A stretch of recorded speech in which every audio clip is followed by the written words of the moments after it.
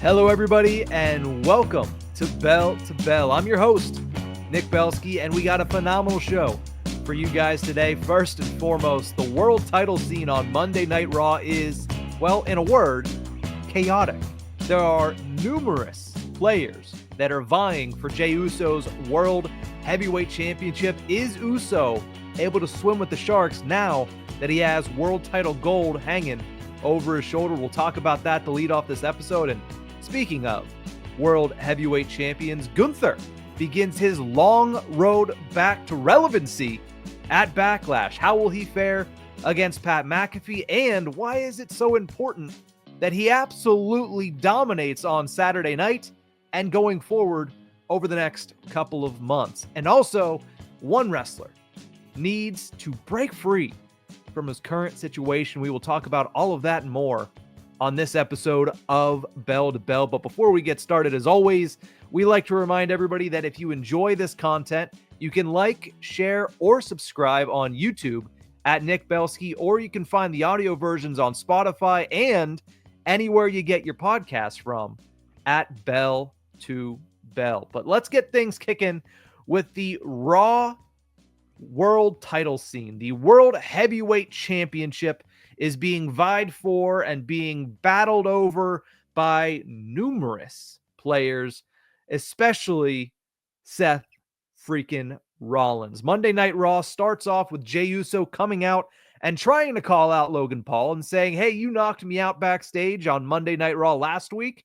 I want to talk to you about that. I want to get you back for that," to be completely honest. But instead of Logan Paul and his humble theme, we get, ladies and gentlemen, Paul Heyman coming out to confront the new World Heavyweight Championship. Now, unless you've been living under a rock, you know there is a lot of history between Jey Uso, a.k.a. the former right-hand man to the Tribal Chief, and Paul Heyman, a.k.a. the former wise man to the Tribal Chief, Roman Reigns. So we do get a lot of Paul Heyman kind of explaining himself, trying to tell Jey Uso that he was not in the wrong. But at the end of the day, the main point of the opening segment of Monday Night Raw was to do two things. One, set up a world title match for the main event. The first time we've seen a men's world title match on Raw in 7 months. And two,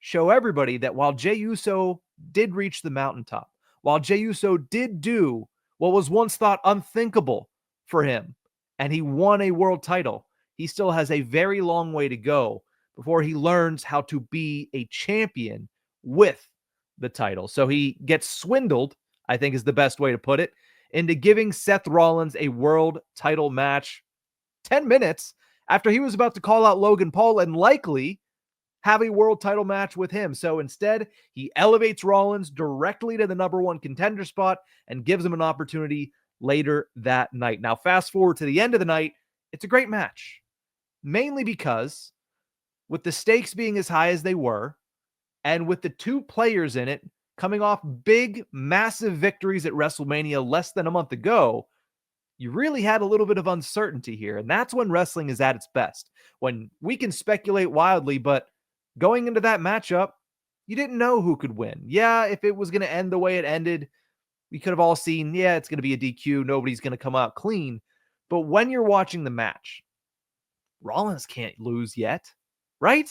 He's coming off of the main event of WrestleMania where he pinned Roman Reigns and defeated CM Punk. So he cannot lose in his first singles match since that happens. Meanwhile, it's Jey Uso's first title defense since defeating Gunther at WrestleMania. So is he going to drop the belt already 3 weeks after WrestleMania? That doesn't make any sense.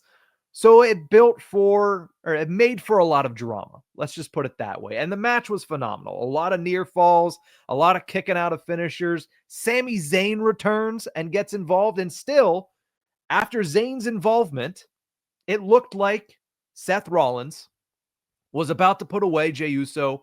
1, 2, 3, new World Heavyweight Champion, the first ever two-time World Heavyweight Champion, at least of this new iteration. And then we hear the static. CM Punk returns after 2 weeks on the shelf thanks to the new group of Seth Rollins and Braun Breaker. And CM Punk does not mess around. He comes out with a steel chair, he takes out Braun Breaker, and he beelines it towards the ring to take out his decade-plus foe in Seth freaking Rollins.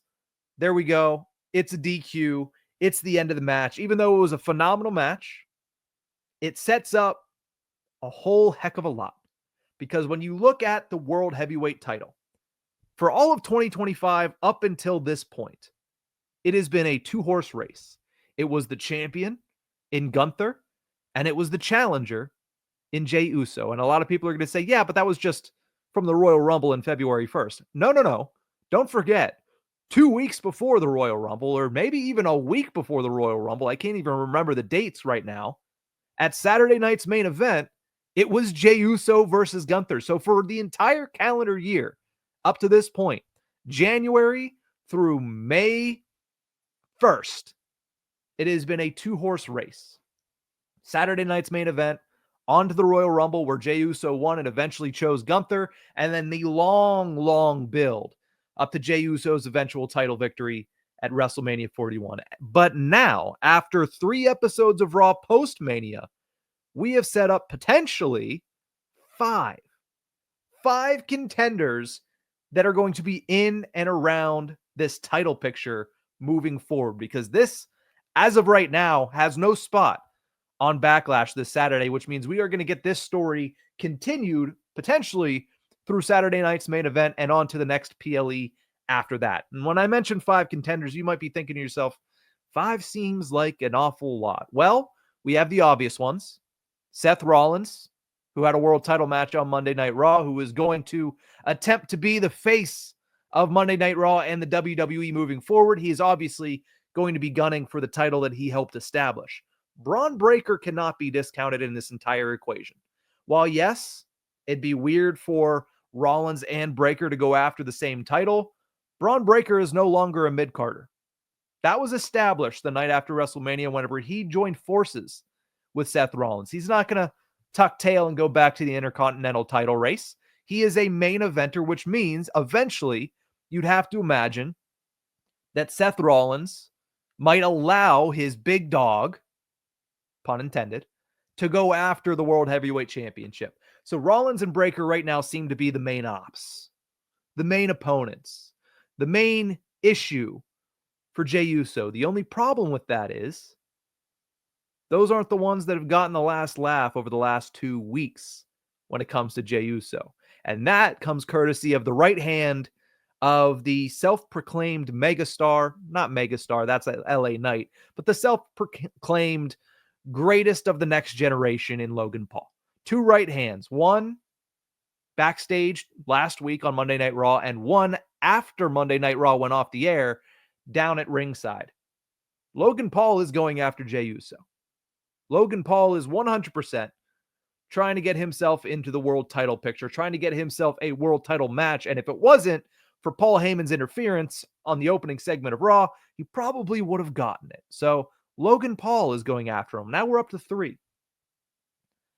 You cannot imagine that CM Punk, once he handles the entire Seth Rollins situation, isn't going to go after the World Heavyweight Championship. He's here for money, after all, right? He's not here to make friends. He's here to make money. How many times have we heard that from CM Punk?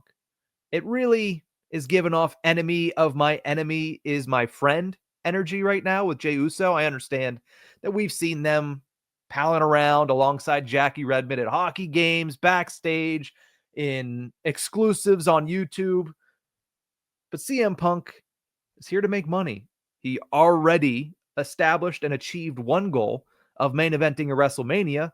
The next one is probably to win a world title. And Jey Uso just happens to have that on his shoulder. So once this entire situation with this big conglomeration of people kind of figures itself out, CM Punk's likely going to target Jey Uso in the world title. Now maybe he goes after John Cena, but that's a different story for a different day. And then there's Sami Zayn, the best friend of Jey Uso. And you might be telling yourself, Nick, how could you think that Sami Zayn is going to go after Jey Uso? Simple. Jey Uso, who just had the one thing that he never had in his entire career come true, a world title victory. Is that not what Sami Zayn has been chasing for all this time? So yeah, the world title is the missing piece. And yeah, I put him in and around the world heavyweight title picture, which means instead of Uso versus Gunther, instead of champion versus challenger for 5 months, we now have 6 players, 1 champion, 5 contenders battling it out in and around the World Heavyweight Championship, making it feel important again. And that to me is the best news of the week. Speaking of World Heavyweight Champions, let's talk a little bit about Gunther, because a lot of people had the question, rightfully so, what's next for one of the most dominant forces that WWE has to offer? I mean, since he debuted on the main roster, he went on an incredible run, 666-day Intercontinental title run, loses it at WrestleMania 40. The question then becomes, okay, what's the next step? And it was obvious. Well, he lost the Intercontinental title after elevating it for over almost 2 years. The next step is the main event scene. The next step is world titles. And how do they get him there? They get him there through King of the Ring. Dominant through that tournament, wins in Saudi Arabia, at the King of the Ring tournament, and then eventually gets his first world title victory over Damian Priest at SummerSlam. He holds that for 258 days, and then he loses again at WrestleMania, this time WrestleMania 41 against Jey Uso. And once again, we are left to ask the question, what now for the ring general? What is next for Gunther? Because last year there was an obvious succession, right? You lose the Intercontinental title, and automatically you catapult yourself into the world title picture. We're seeing it this year with Bron Breakker. But once you've had that first title run and you've lost it, where do you go from there? What's next? You're not going to bounce back down to the Intercontinental Championship picture, especially as Dominik Mysterio is currently holding it. That just doesn't feel like it makes a lot of sense for Gunther. So what does he do? He starts paying back some debts, and he kicks it off with the Monday Night Raw announce team. We saw on the Monday Night Raw after WrestleMania, he confronts Michael Cole about all the smack that Cole was talking. Cole gets a little bit in his feels and says, listen, I'm not the one that tapped out at WrestleMania. Gunther takes exception, and we saw what happened after that. And all of this sets up Gunther versus Pat McAfee at Backlash. I'll give my official prediction later, but I think we all know which way this one is going to go. You can only keep Gunther off the world title scent for so long. So they have to get really creative to kind of make him look like a dominant force once again, because we can all agree that world heavyweight title reign, that first world title reign, just didn't feel like peak Gunther. It didn't feel like the Intercontinental title reign. He didn't feel as dominant. And part of that was they kicked things off with a little bit of a crisis of faith for Gunther against Damian Priest. Priest saying, oh, you can't actually beat me. You're not the ring general. Him losing to Cody Rhodes. Maybe he's not as good as he thought he was. Then he gets his confidence back. And once that happens, once he starts to get on a roll again, we have WrestleMania season where he doesn't defend the title for 3 months before losing it to Jey Uso. So now you need to reestablish. You need to rebuild. You need to make Gunther dominant again. Make Gunther a force. Make Gunther somebody that people are scared to get in the ring with once again. Make him the ring general, for Christ's sake. It starts with Pat McAfee at Backlash. That's the one where it says, okay, Gunther is no longer the World Heavyweight Champion, but you know what? He is, as Cody Rhodes said a couple years ago, be the champ without the belt. That is a position that Gunther can be in going into the post-WrestleMania PLEs. And again, eventually, he's going to circle back to a world title, whether that's the World Heavyweight Championship on Monday Night Raw or the undisputed WWE Championship on Friday Night SmackDown. And to me, if I had to guess, if I had to speculate, that's the direction that he ends up taking. We have the WWE draft that is coming down the pike at some point here. I'd have to imagine that we see the ring general hop from Monday Night Raw to Friday Night SmackDown, and by hook or by crook, at some point in time, we are going to get that long-awaited matchup between current undisputed WWE Champion John Cena and former World Heavyweight Champion Gunther. Whether that is at SummerSlam, whether that is, I don't think we'd wait the whole way to Crown Jewel in Perth, Australia in October, but it just feels like he is destined to get back into the world title scene, and it feels like he needs to start being a dominant force, and he can do that much better in a crowded Friday Night SmackDown locker room than he can doing it against Seth Rollins and Braun Breaker and Logan Paul and CM Punk and all those names that I mentioned in the first segment. Those names are all busy going after Jey Uso. It feels like adding Gunther might just get him lost in the shuffle. He needs to go to SmackDown, and he needs to start mowing down competitors, whether that's a matchup with Drew McIntyre and a feud with Drew McIntyre, whether that's him and LA Knight, whether that's him and trying to think of some of the other faces, Damian Priest again. I don't know if I'm interested in seeing that, but hey, if it's just 2 weeks where Gunther absolutely lays him out, that helps reestablish Gunther. So I'm open to pretty much anything over this next couple of months, as long as Gunther looks strong, as long as Gunther continues to be fed fodder and continues to just run through whatever roster he's on, whether he remains on Monday Night Raw or whether he heads over to Friday Night SmackDown. But again, something tells me that we are going to get that Cena-Gunther match, because they kicked off the Cena final 17th world title run, giving us something we all wanted, which was Cena versus Randy Orton. We all want Cena versus Gunther, and something tells me that might be in the works for later in 2025. Let's talk about one wrestler who really just needs that change of direction, right? We're talking about Gunther needing to reestablish himself, and that much is true. But there is one wrestler that has needed to reestablish himself for almost a calendar year right now, and that is Austin Theory. And if you're watching us on YouTube, you can see the lower third right now. Austin Theory needs to finally turn on Grayson Waller. A-Town Down Under was fun at the beginning.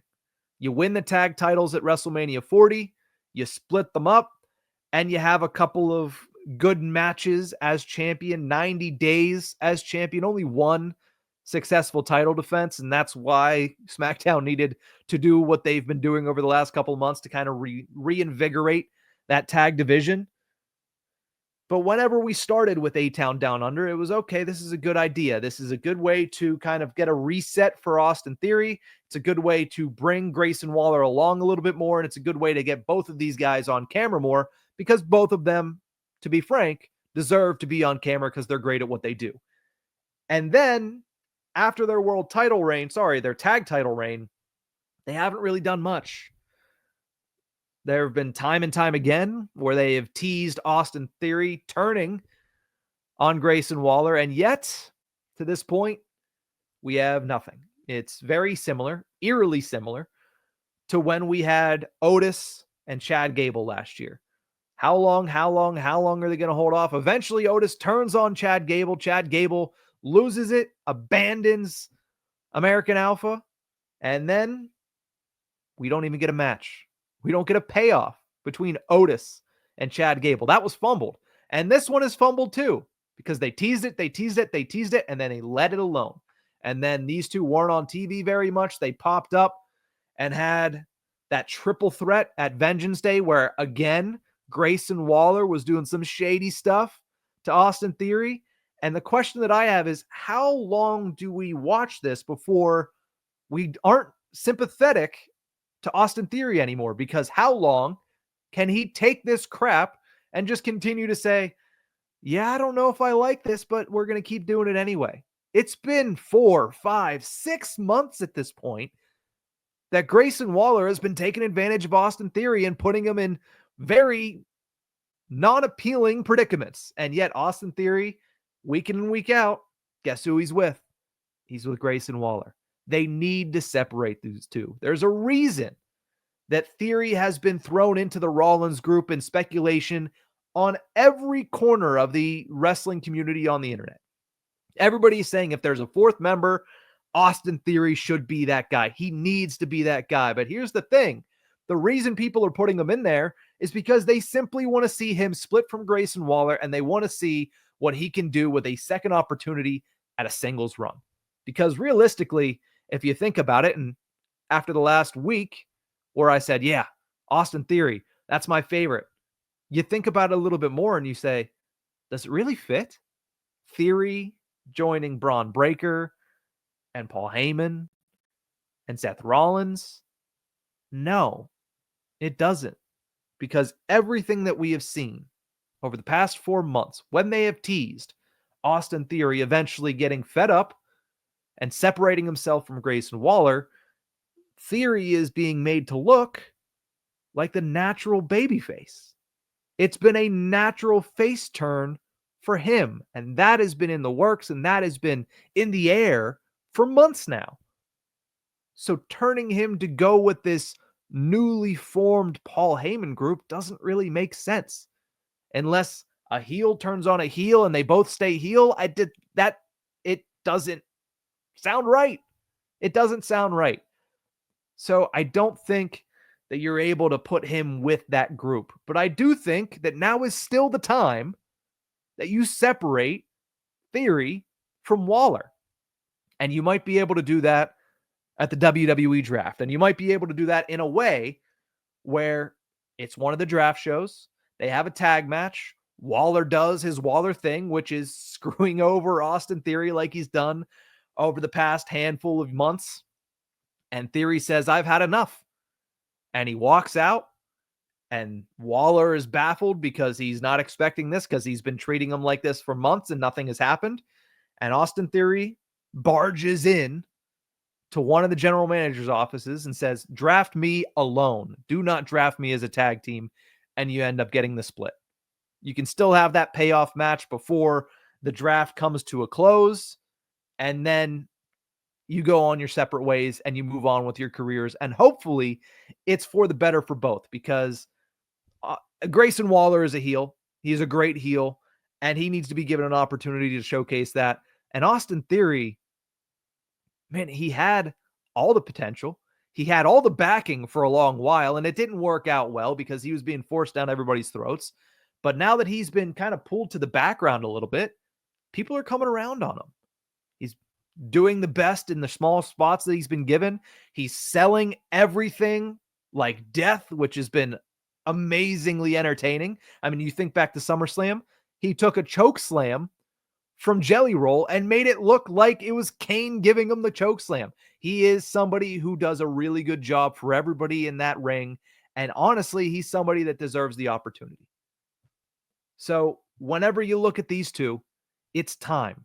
It's past time. It's far beyond time for Austin Theory to turn on Grayson Waller and become the babyface that everybody always expected him to be in the WWE offices. Now, with that said, the latest in Theory and Waller shenanigans, I need to mention this, is Austin Theory stepping in for Grayson Waller in his match against a mystery opponent on Monday Night Raw. And that mystery opponent ended up being Sheamus, who just absolutely obliterated Austin Theory. The reason I need to bring this up, and I missed it earlier and I'm coming back to it, is because WWE is better with Sheamus in it. It just is. You watch the crowd reaction, you watch the match, everything about Sheamus is entertaining. From his entrance to his matches to the way that he interacts with Pat McAfee and the announcers, everything about Sheamus is entertaining. And honestly, I would love to see him get into that Intercontinental title picture after we see how all of this kind of shapes out with the Judgment Day and AJ Styles and Penta. Sheamus needs to get back in there because that is the one title that Sheamus is missing for the Grand Slam. And, well, he has certainly been putting in the work since his return to WWE. So welcome back to Sheamus. Had to throw that one out there. And good job absolutely wiping the floor with Austin Theory. Hopefully it is the beginning of the end of A-Town Down Under. Let's close off this episode with our predictions of this weekend's Backlash PLE. We got 5 matches, 5 interesting matches for sure. We'll go down through each of them, and I'll give my prediction. Let me know in the comment section who you think is going to win this Saturday in St. Louis. Let's start with that Intercontinental Championship that we mentioned a few minutes ago. Dominik Mysterio puts it up against Penta. This is a rematch from the night after Mania where Dominik Mysterio was able to retain thanks to the help of J.D. McDonough, coming back from that horrific injury that he suffered a few months ago in a match against the War Raiders. But at the end of the day, Dominik Mysterio is learning about being a target whenever you have the title on your shoulder. He has Penta coming after him. He has AJ Styles now gunning after him. Fortunately for him, he has his good buddy, the dad who stepped up, Finn Balor, who's going to take care of AJ Styles on Monday Night Raw next week. And something tells me it's going to wind up looking like AJ Styles is closer to that title, apart from not further away as we would expect. But my prediction for this one, I think that obviously there's going to be some shenanigans. It is the Judgment Day after all. But I don't think it's the Judgment Day that ends up costing Penta in the end. It's the same thing that we saw, in my opinion, on Monday Night Raw this past week, and that is Chad Gable, a.k.a. El Grande Americano. At least that's who I'm assuming it is. We don't have confirmation on that, but it feels like there's going to be either a Chad Gable or an El Grande Americano interference in this matchup, setting up the program between Penta and, to me, it needs to be El Grande Americano, because there's a little bit of tension between that character and Penta, simply because El Grande, due to some auspicious means, was able to beat Rey Fenix, who is Penta's brother, in his WrestleMania debut. Now, this is not what everybody would love to see. Everybody obviously would love to see Penta come away with his first singles title win since joining WWE, but it feels like Dominik Mysterio is going to be able to escape Backlash with gold, and I think he's going to be able to do that simply because AJ Styles is waiting for him. And we all expected, myself mainly, expected AJ Styles to be in the Intercontinental title match at WrestleMania. Instead, he ended up doing the one-on-one match with Logan Paul, which was slightly disappointing. He now gets around to it. AJ waiting for Dominik Mysterio. I think that's what we see on the outset following Saturday's Backlash pay-per-view. But as far as Saturday is concerned, I see Dominik Mysterio walking away, whether that be via DQ or whether that be via some underhanded tactics that the referee is unaware of that leads to Dominik Mysterio getting the win over Penta. Speaking of mid-card titles, we have Jacob Fatu defending his United States title for the very first time in a fatal four-way.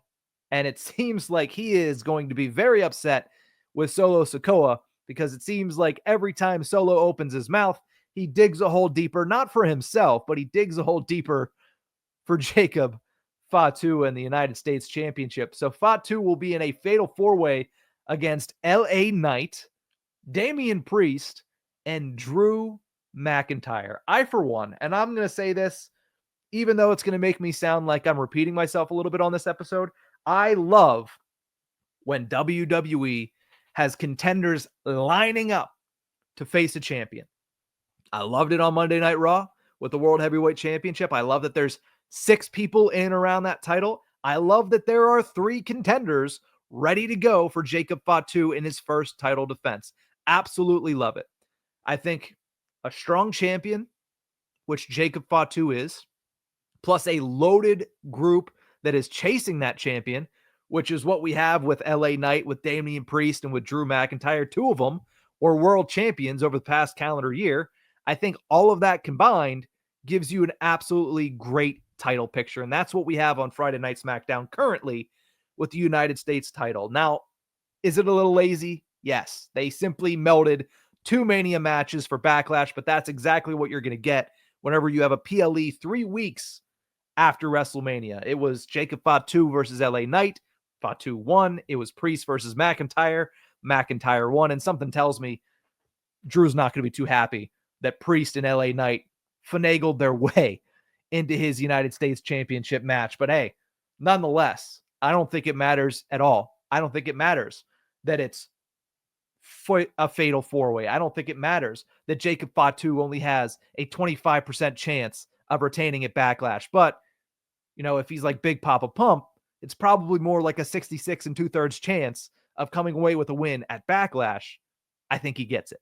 I think it's Jacob Fatu. You don't put the belt on Jacob Fatu just to have him lose it 3 weeks later. He is a guy that is destined for greatness. That world title picture is right now a little hit or miss on Friday Night SmackDown. They have to be careful with who they elevate to that level right now because they only have so many dates with the champion, the last real champion in John Cena.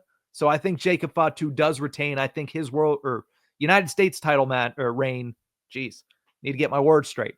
His United States title reign kicks off with a huge fatal four-way victory at Backlash. The matchup that we talked about earlier, Pat McAfee versus Gunther. The quote, what do they do with Gunther after his loss at WrestleMania? This is it. It's a squash match. Maybe McAfee will get in a little bit of offense. Maybe McAfee will have a couple of moments, which he probably will because this is the first time he's been in the ring in a very long time, and he's not going to get in the ring simply to get squashed in 5 minutes. I do think Gunther at the end of the day is going to demolish Pat McAfee. I don't think there is anybody out there that disagrees with that statement.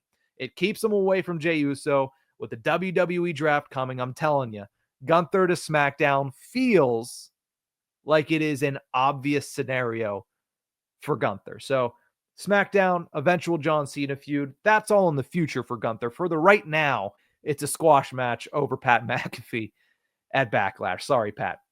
The two co-main events. We have the main event, and then in my opinion, we have this second match that should be considered a co-main event for this PLE, and that is Becky Lynch versus Lyra Valkyria for the Women's Intercontinental Championship. I will say this and be extremely happy to say it, that I have been talking about this for weeks. I have been talking about this for months. WWE is crushing the Women's Intercontinental Championship. See, AJ Styles, it's tough for you to say it on Monday Night Raw. It's tough for me to say it here on Tuesday night at about 11 p.m. But this matchup continues to prove that on Monday Night Raw, the mid-card title, the Intercontinental Championship, is being treated much better than the United States title is on Friday Night SmackDown. Simply because, one, it's actually getting a PLE match. Two, it's back-to-back PLEs where the champion is featured in a very prominent role. Lyra Valkyria was Lyra 2 belts at WrestleMania. They went on second to last on WrestleMania Sunday. And now I'd imagine they're either going to lead off the show or they're going to go second to last once again on Backlash. And this one's going to be a banger, folks. It is Irish Lass versus Irish Lass. It is Becky Lynch versus Lyra Valkyria. It is a quick payoff to this feud, but maybe, just maybe, it's not the payoff and it's not the end-all be-all. Maybe this is the beginning of a multi-match feud, which would be great for not just Lyra Valkyria, but would be great for the title that she is continuing to elevate in her first ever title run on the main roster. So I really like what I'm seeing out of these two. Becky Lynch as a heel is obviously phenomenal. I don't know if they're going to be able to have her lose. So my prediction is this. Becky Lynch, by Becky Lynch means, takes the title off of Lyra Valkyria on Saturday at Backlash. But it's not the end of this matchup. That's not the end of this feud. I think Lyra Valkyria, when all is said and done, will walk away with the Intercontinental Championship. But I do think there's going to be a little bit of hot potatoing between these two. And I think it starts on Saturday at Backlash. And to close things out, we have the undisputed WWE Championship, the first defense of the last real champion, John Cena. The question now that he has reached the mountaintop, now that he has surpassed Ric Flair, now that he is the 17-time world champion, is he able to run the gauntlet? Is he able to get to the end of this year and hold on to that title and do what he is prophesized over the past couple of months, which is take his title, go home, and let everybody else fight over a toy belt that they reinvent once he departs? It starts with Randy Orton. That is certainly one way to kick things off. The match that absolutely everybody wanted to see. 20 plus years of history between the two, spanning almost 25, if not a little bit over 25. And yet, it is the first time in 8 that they are facing off one-on-one. February of 2017. This was brought up on the broadcast on Monday. Is the last time that John Cena and Randy Orton went one-on-one in a WWE ring. I expect it to be, I don't know, underwhelming, to be completely honest. And I hate to say it, but that's what John Cena has wanted. Was the main event of WrestleMania not underwhelming for most? It was for me. It was John Cena doing what he said he was going to do.